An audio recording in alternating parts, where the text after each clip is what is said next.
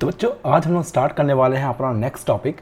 और हमारा next topic जो है वो है कंपाइलर और इंटरप्रेटर को और अच्छे से टेक्निकली जानना।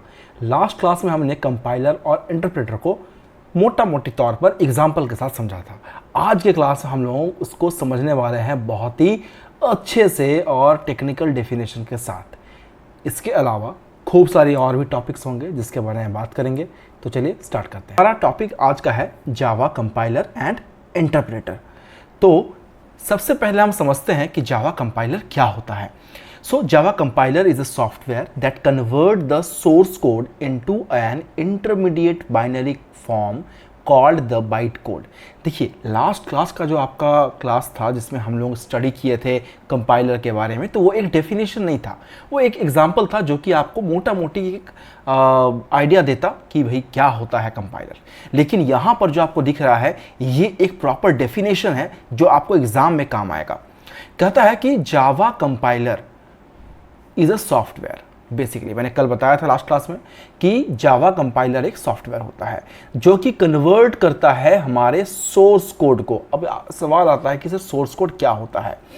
whatever code, whatever instructions, whatever program you are writing using Java, that code, that program is known as source code।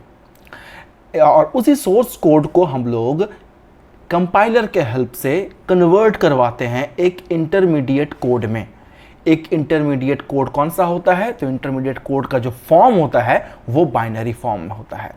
यानी कि हम लोग जो लिखते हैं वो हमारा हाई लेवल लैंग्वेज में रहता है, यानी कि जावा के कॉन्सेप्ट में हम लोग लिखते हैं इंस्ट्रक्शंस को।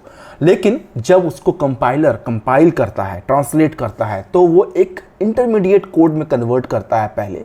और उस इंटरमीडिएट कोड का फॉर्म जो होता है वो होता है बाइनरी फॉर्म में रहता है वो। और ओके, तो ये एक तरह का आपका एग्जाम का क्वेश्चन भी क्लियर हो गया। चलिए बढ़ते हैं अब आगे। यानी कि बाइट कोड जो होता है हमारा वो एक तरह का कॉमन बाइनरी फॉर्म होता है हमारे प्रोग्राम का, यानी कि हमारे सोर्स कोड का। और ये वर्क करता है इर्रिस्पेक्टिव, मतलब ये किसी भी सिस्टम पे यानी कि किसी भी मशीन पे यानी कि किसी भी ऑपरेटिंग सिस्टम पे डिपेंडेंट नहीं होता है। आपका ऑपरेटिंग सिस्टम कैसा भी हो, बाइनरी कोड जो बनेगा यानी कि बाइट कोड जो बनेगा वो उस मशीन पे डिपेंडेंट नहीं रहेगा, which it is to be executed. यानी कि ये किसी भी मशीन के ऊपर डिपेंड नहीं करता है। ठीक है, आई होप यहां तक क्लियर है। चलिए further the interpreter accept the byte code. अब आता है पिक्चर हमारा बाइट इंटरप्रेटर का। क्या करता है इंटरप्रेटर? तो the interpreter accept the byte code. ये हमारे बाइट कोड जो मिला हुआ है कंपाइलर ने कंपाइल करने के बाद जो बनाया है उस बाइट कोड को एक्सेप्ट करता है, फिर उसे कन्वर्ट करता है एक बहुत ही इंपॉर्टेंट कोड में। और वो इंपॉर्टेंट कोड हमारा क्या है? मशीन कोड में कन्वर्ट करता है, suitable to the specific platform. और सबसे इंपॉर्टेंट बात, ये जो मशीन कोड बनता है बेटा, ये जो कोड है ये पर्टिकुलर मशीन के ऑपरेटिंग सिस्टम को देख करके बनाया जाता है, मतलब कन्वर्ट किया जाता है। यानी कि मशीन कोड जहां बन रहा है वो किसी पर्टिकुलर सिस्टम स्पेसिफिक होता है, लेकिन बाइट कोड किसी सिस्टम के ऊपर डिपेंड नहीं करता, कोई सिस्टम स्पेसिफिक नहीं होता है। आई होप यहां तक मामला आपको क्लियर हो गया होगा। चलिए एक डायग्राम से समझते हैं। अगर हम लोग कुछ भी प्रोग्राम लिख रहे हैं जिसको हम लोग कहते हैं जावा सोर्स कोड, सबसे पहले ये क्या होता है? ये जाता है कंपाइलर के पास। कंपाइलर इसे कंपाइल करता है, कंपाइल करने के बाद एक बाइट कोड में कन्वर्ट करता है, यानी कि इंटरमीडिएट बाइनरी फॉर्म में कन्वर्ट करता है। फिर ये बाइनरी कोड यानी कि बाइट कोड जो है वो कहाँ जाता है? ये चला जाता है इंटरप्रेटर के पास। इंटरप्रेटर क्या करता है? उसको फिर इंटरप्रेट करता है, यानी कि कन्वर्ट करता है फर्दर। जिस मशीन में आप काम कर रहे हो उस मशीन के अकॉर्डिंग ये कन्वर्ट होता है। यानी कि अगर आपका सिस्टम मैक ओएस है यानी कि एप्पल का आपका सिस्टम है, तो वहां पर आपका जो मशीन कोड बनेगा वो मैक ओएस के अकॉर्डिंग बनेगा। अगर आपका सिस्टम लिनक्स का है तो आपका जो बाइट कोड कन्वर्ट होगा फर्दर मशीन कोड में वो मशीन कोड लाइनक्स के अकॉर्डिंग कन्वर्ट होगा। अगर आपका सिस्टम विंडोज 8 है, विंडोज 10 है, तो उस पर्टिकुलर विंडोज के ऑपरेटिंग सिस्टम के अकॉर्डिंग आपका जो बाइट कोड है कन्वर्ट होगा मशीन कोड के रूप में। तो आई होप यहाँ तक मामला क्लियर है कि सर हमारा इंटरप्रेटर बहुत इंपॉर्टेंट रोल प्ले करता है।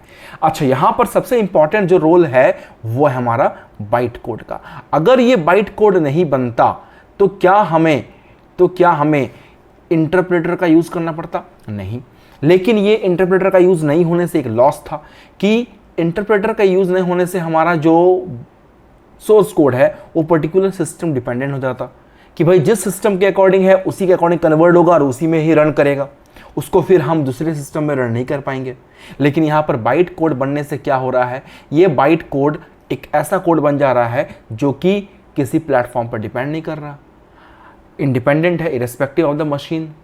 फिर फर्दर हम इस बाइट कोड को जिस मशीन में डालेंगे, हमारा इंटरप्रेटर इस बाइट कोड को उस मशीन के अकॉर्डिंग कन्वर्ट करेगा। यानी कि मशीन कोड बाइट कोड के बाद बनता है और मशीन कोड जो है वो पर्टिकुलर सिस्टम को देख कर कन्वर्ट किया जाता है। बाइट कोड कन्वर्ट नहीं होता है सिस्टम देख करके, बाइट कोड किसी भी सिस्टम में रहे वो कन्वर्ट हो जाएगा। ठीक है, यहाँ तक मामला क्लियर है। चलिए, हमने कंपाइलर समझा, हमने इंटरप्रेटर भी समझा। अब आपको मैं जो नेक्स्ट क्लास में समझाऊंगा वो मैं आपको बता दे रहा हूँ। आज आपको नेक्स्ट क्लास में मैं समझाऊंगा जावा इंटरप्रेटर जो है वो एक वर्चुअल मशीन कहलाता है, यानी कि जावा वर्चुअल मशीन, JVM कहते हैं इसको हम लोग शॉर्टकट में। ये हम समझेंगे कि भाई हम लोग अपने इंटरप्रेटर को JVM क्यों कहते हैं, जावा वर्चुअल मशीन क्यों कहा जाता है, इसके बारे में समझेंगे नेक्स्ट क्लास में। तो आज के क्लास का वीडियो आपको कैसा रहा कमेंट करके मुझे बताइएगा ज़रूर। और अगर आप चैनल पर नए हो तो डेफिनेटली चैनल को सब्सक्राइब कर लीजिए और अपने बंधुओं तक, अपने दोस्तों तक इस वीडियो को ज़्यादा से ज़्यादा शेयर करें ताकि उनको क्लास 9 ICSE में जावा में एटलीस्ट कोई दिक्कत ना हो। मिलेंगे बहुत जल्द आपको नेक्स्ट वीडियो में, तब तक के लिए टेक केयर, खुश रहें, good bye. Don't forget to subscribe our channel. Also press the bell icon.